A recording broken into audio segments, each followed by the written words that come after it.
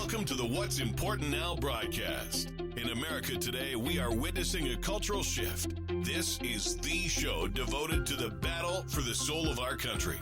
Join our host, Tom Sears, as he explains the issues of our day and join the fight to bring values and morality back. Let's join Tom now as he shares what's important now. Welcome inside this very special edition of What's Important Now. I'm Tom Sears. Thanks for being here with us. Our mailing address is 8901 Good Hope Pike, Lost Creek, West Virginia, 26385. And our email address, what'simportantnowradio@gmail.com. We are going to kick off our American Destiny series. This is part 1. And I want to encourage you, listen, this is going to be a vast undertaking. There's going to be multiple programs that are going to come out in the American Destiny series. You need to subscribe to our podcast. If you are an FM listener, you need to subscribe to our podcast. Here's why. There's going to be so many programs, so many podcasts. You're not going to be able to hear all of them on your FM station. So go to Apple, iTunes, Spreaker, any podcast platform. We're there. If you listen by Apple, please subscribe and leave a 5-star rating, as that helps Apple push that or promote that podcast out to other listeners. So, okay, I want to welcome you as we kick off our American Destiny series. You should know that hours of work have been put into this project. The American Destiny series has 3 main subjects or topics that we will focus on. We are going to examine America's economic destiny, America's political destiny, and America's spiritual destiny.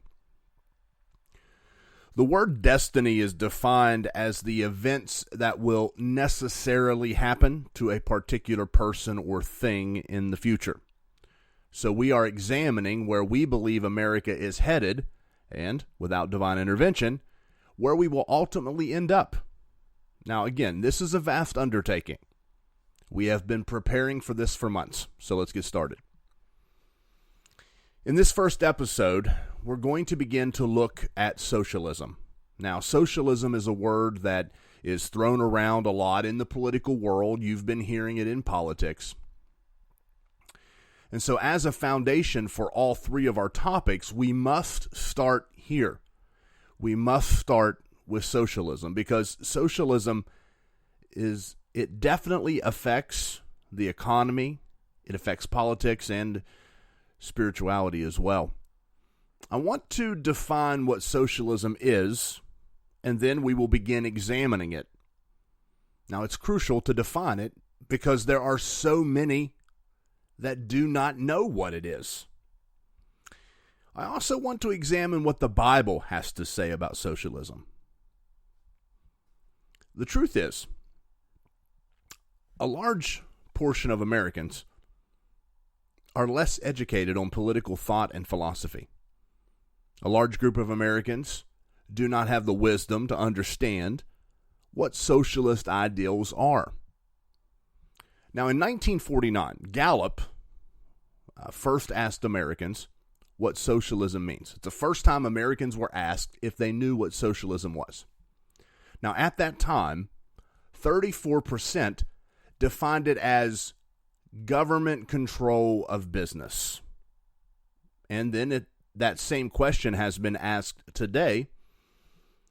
And interestingly enough, 17% of people define it that way. Again, government control of business. So, and then there are others that define it as social equality. And this is the one that really gets me. 6% of Americans today, when they hear socialism, they think that it's talking to people on social media. Yeah. So obviously the ignorance of what socialism actually is, well, it's astounding. Ultimately, that's the problem in this country. We no longer educate with facts. Now, I need you to know that there is an agenda in place, and we're going to talk about that agenda. And the agenda should be no surprise to you. So what is socialism? Well, socialism is defined as a political and economic theory of social organization which advocates that the means of production, distribution, and exchange should be owned or regulated by the community as a whole. Socialism is also known to be the social state between the overthrow of capitalism and the acceptance of communism. Now, as I have already mentioned, this is a big project. It's a vast undertaking, and I'm going to try to unpack all of this for you. So let's go back to the definition. Notice that the definition states social organization where production, distribution, and exchange are owned or regulated by the whole community. Now, essentially what this means is that government runs and controls what we produce, how it is distributed, and to whom, and what we sell and for, well, how much. So think of it like this. You produce a product, and government tells you to sell it, who to sell it to, and then how much to sell it for. I guess this puts everyone on an even playing field, right? Wrong. Former President Obama once defended socialistic ideas to a little girl by saying, quote, "We've got to make sure that people who have more money help the people who have less money. If you had a whole pizza and your friend had no pizza, would you give him a slice?" End of quote. Isn't that sweet? Yeah, here's the story. A little girl has a whole pizza, and she's asked if she would share a piece with her friend. Absolutely, yes. You know, I raised my children that way. I'm sure you did as well. The Bible teaches in the book of James for us to give what we have to those in need. Wow, this socialism thing sounds great. Sounds very Christian, right? Wrong. You see, this is what the agenda does. They make it sound so caring. I guess sharing is caring? Funny how these individuals that are so full of compassion have none for innocent babies. But I'm going to try to stay focused and stay on course here. The point is, they make it sound so good. The problem is that President Obama wasn't advocating for people to voluntarily give what they have away. He was advocating that the government take what you have and give it away. It's a different story there, right? Now, correct me if I'm wrong, but that sounds like the government is to force people to be kind and generous by stealing what they have, what others have. I don't know, but that doesn't sound right to me. Ladies and gentlemen, don't get lost in the shuffle here. Virtue and morality, it cannot be governed, especially when the leaders are only compassionate to the ones that will put them in power. Did you know that in 2016, 40 Democratic Socialists won primaries in our nation? Now, of course, the poster children for the Democratic Socialists are none other than Bernie Sanders and AOC. Wait a minute. I don't know, it just feels wrong calling Bernie Sanders a poster child. Okay, I'm going to move on from that. The reality is there are 50,000 registered Democratic Socialists in America. 50,000. I know that number sounds low, doesn't it? It sounds low compared to the millions of people that live in America. But what you need to know is that the 50,000 registered Democratic Socialists are active.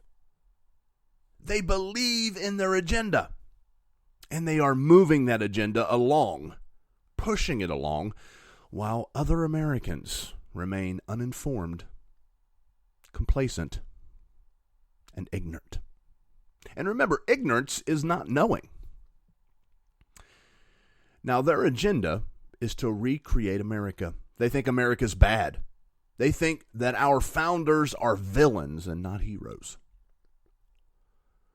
But what does the Bible say about socialism? What should a Christian think about socialism? Well, unfortunately, Christians are oblivious. Barna research found that 24% of Americans think Jesus would be socialist. 14% believe he would support capitalism. The other 62%, well, they said neither or not sure. Neither meaning that they did not believe Jesus would accept capitalism or socialism, and then obviously not sure. They have absolutely no clue. 53% of Americans under 30 believe that socialism is a good thing. And of those 53%, 69% of them would vote for a socialist presidential candidate. Christians are beginning to believe that socialism best fulfills the golden rule. Listen, socialism may sound like a compassion-filled theory, but the truth is, it's opposed to everything the Bible teaches. Now, I want to explain. One example of this is wealth distribution. Now, forget the whole stealing your money to give someone else, or take your pizza and give it away. We talked about that. Forget that part of it, okay? Think about the materialistic view that socialism has. Socialism is a godless endeavor. Everything centers around what man does. It is all about material things. What was it Madonna said? Living in a material world, and I am a material. Not sure why I thought about that. We'll move on. The founder of this whole God-forsaken idea is a guy by the name of Karl Marx. He created something called dialectical materialism. And this is what this means, is one who believes that matter has its own power to create. Thus, if matter creates, there's no need for a God that does. The basis of socialism is that they believe that pain and hurt and suffering, that it all stems from the idea that stuff is not shared equally. That's the source of all the hurt in the world. Thus, the wealthy cause all the country's issues. They believe if we take the pizza from one, then everybody gets a piece. Now, this is a view that is opposed to what the Bible teaches. The Bible teaches that our problems stem from a lack of relationship with God that leads people to do that which is void of virtue and morality. The truth is, socialism is void of spirituality. There's no regard for spiritual things. In socialism, you are saved by the redistribution of wealth. Listen, sin is the cause of suffering, not the lack of material things. Now, I would argue that sin is the reason that wealth equality is not found. Think of it this way. You won't share with someone else unless the heart of Christ is in you. And if you do share, it's going to have its limits. Now, Jesus came to give us life, not stuff. But yet sometimes we do get stuff. The truth is, Christians just don't get to keep it if they're greedy. Today in our country, we see the poor demanding that the wealthy pay more and give more. And that's what socialism does. It creates this class warfare. Bernie Sanders once said, quote, "Let us wage a moral and political war against the billionaires and corporate leaders on Wall Street and elsewhere, whose policies and greed are destroying the middle class of America." End of quote. Is that you, Carl? That's Bernie. Anyway, the Bible teaches that whoever oppresses the poor shows contempt for his maker. That's Proverbs 14:31. So morality and virtue, as taught in the Bible, oppose the wealthy oppressing the poor. So the problem is not found in politics or the laws of economics, but rather the problem that we see in the world today is spiritual. Now, like it or not, many of the wealthy that we have in our country today, they're not stealing from people. Rather, they're creating and they're inventing products that we use every day. That's why they're wealthy. Should they be punished for that? Absolutely not. Our hope is that they are immoral people and that they help the poor and the hurting and they give to good causes. But it's not government's role to steal from them and then give it all away. Regardless of whether or not the rich are helping the poor, the Bible doesn't support stealing from those that have and then supporting those that don't have. Listen, if we adopt socialism, and you've got to know this, socialists don't believe in private property. What's yours, it's everyone else's. And for those that say the Bible supports this concept, well, you are a misinformed individual and you lack understanding of biblical teaching. Now, to prove it, let me say this. If we are not to have private property, again, I'm just a common sense kind of guy, then why are we told in the Ten Commandments not to steal? Without private property, there would be no stealing. What this means is that political and economic systems must protect people's private property. It's the Christian thing to do, and socialism doesn't do that. You see, socialism is not about virtue. It's about need. If government is in control in providing the amenities, as I like to call them, to people, there's no reward or blessing for the individual. Socialism steals the ambition of the people by punishing those who create or invent, by forcing them to pay for those that won't lift a finger to work. In socialism, the reward is given to those who do nothing. In 2 Thessalonians chapter 3, verse 10, the Bible says, "The one who is unwilling to work shall not eat." Notice it says unwilling, not unable.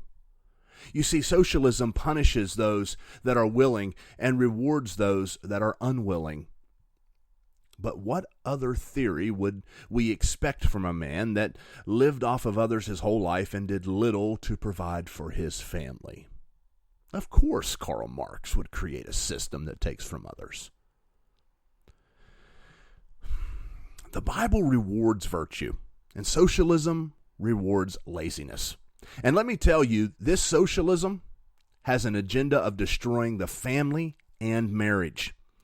Now, it's not a well-known fact that socialism aims to do that, but Paul Kinger writes in his book, Takedown, From Communists to Progressives, How the Left Has Sabotaged Marriage and Family. He writes that in socialism, the state seeks to replace the family. And that's the reason. Or I should say the reason that the state seeks to replace the family is that it can now indoctrinate children with its socialist ways of thinking and remove God and religion from their lives. You see, socialism has a foundational atheistic view. It pushes to remove God from every area of life. As a matter of fact, Frederick Engels, who co-wrote the Communist Manifesto with Marx, he once wrote that the society that he has envisioned would be one where the single family ceases to be the economic unit of society. Private housekeeping is transformed into social industry. The care and education of children becomes a public affair. End of quote. Now, how many times have you heard the leftist politicians say, it takes a village? It's because that's what they believe. They don't believe in personal responsibility. It's a socialist viewpoint. Now listen, Jesus would not have supported socialism. The Bible doesn't support socialism, and Christians should not support socialism. Support the hurting, yes. Help the poor and the needy, absolutely. But socialism doesn't fulfill the need because the need can only be filled by God, and socialism is an anti-God system. We're a nation founded on godly principles. We have witnessed our nation soar to the heights the world has never seen. And it's not a coincidence. We've been blessed. But ladies and gentlemen, the blessing is disappearing. You see, socialism already exists in our country. It's not a neighbor. Rather, it's sleeping in our house. And as we continue on this journey where we examine America's destiny, I want you to consider something. And before I say this, I know some of you are going to want to pull your hair out because you just can't imagine any of this happening. But I want you to consider that America transitions from capitalism to socialism, and it could be argued that that is happening already. And socialism will lead to full-blown communism. Now you say, that will never happen, you heretic. And that's fine. You say Americans would never let that happen. You say God would never let that happen. And to you, I would say, open your eyes. Do you honestly believe that we can continue down this road with no consequences and that everything's going to be okay? The truth is we are already well on the socialistic road. And as we continue down this road, I'm going to prove that to you. Now, let me pause and clarify here. I'm not trying to predict that America is going to be a communist country. Go ahead and get that out of your head. I am, however, saying that it is not beyond the realm of possibility because we are already well on our way towards full-blown socialism. Now, everyone can hip, hip, hooray if they choose, but I choose to send out a warning. Our freedoms must be cherished. They must be protected. They must be nurtured, and they must be taught to our children, because if not, we are going to lose them.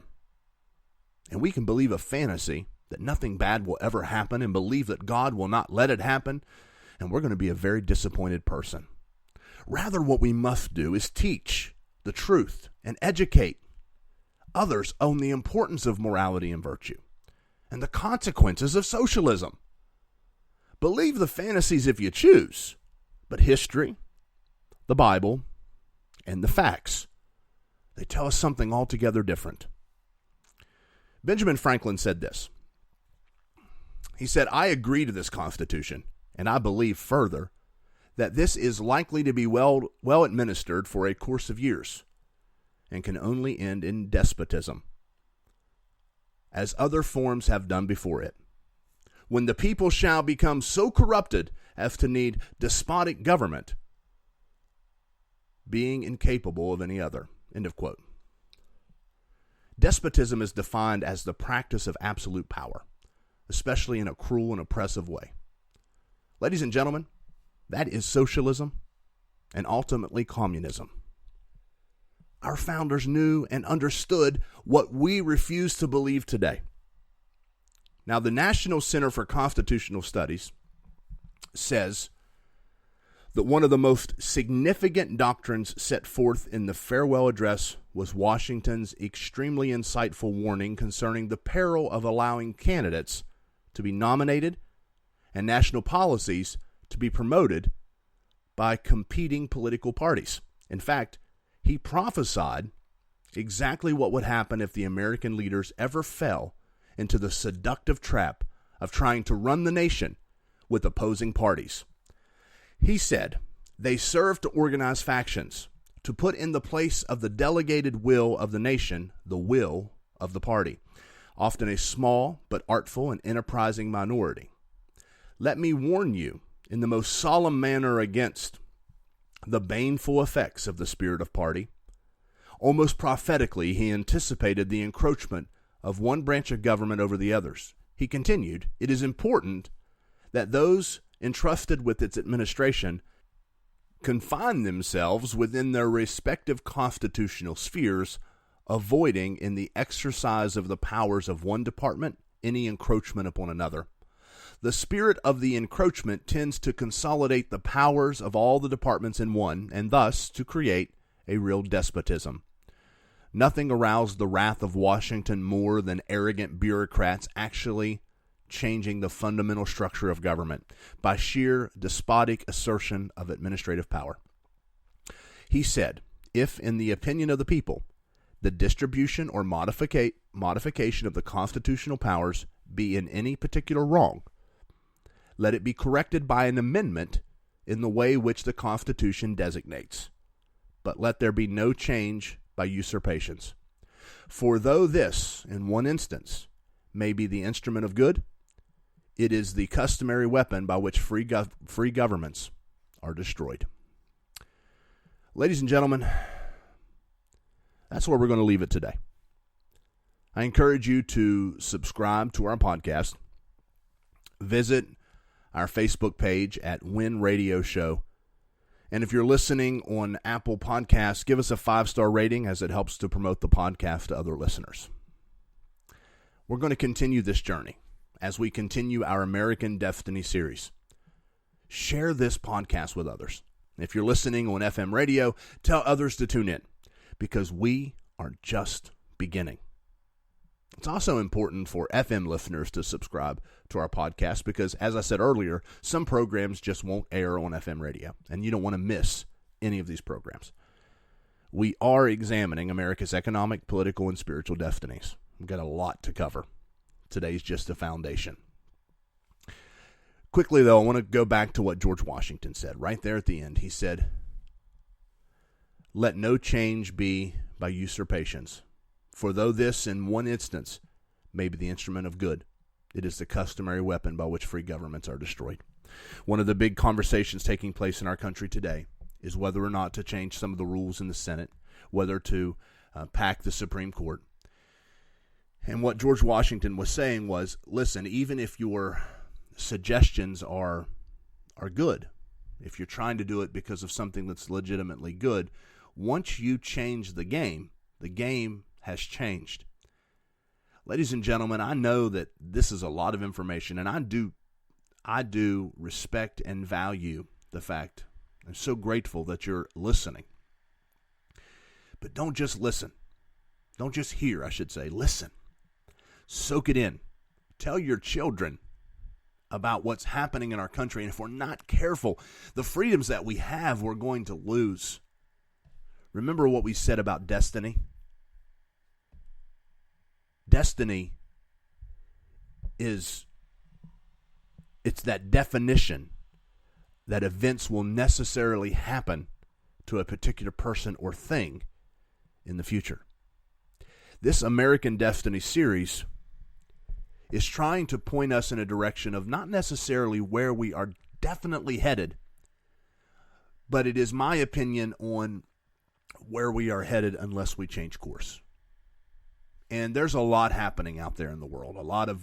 In the church, you have prophecies and people saying this and people saying that. Listen, our destiny lies in the hands of God. Hear me on that. But we need to please this God. We need to keep him happy by following the words of his Son and implementing those commandments in our lives. And if we don't, well, then our destiny is determined. I want to thank you for listening. Our email address is what'simportantnowradio@gmail.com. Would love to hear from you. Our mailing address, 8901 Good Hope Pike, Lost Creek, West Virginia, 26385. Until next time, I encourage you, as always, to fight the good fight of faith. Contend for the faith. There is a cause. It does matter. And it is important now. I pray blessings upon your life. Share this podcast with others. Subscribe on one of our platforms. More of the American Destiny series is going to be dropping very, very soon. Don't miss an episode. Again, focusing on America's economic destiny, America's political destiny, and America's spiritual destiny. Until next time, I'm Tom Sears. God bless you. May he keep you, and may he keep this country. Take care.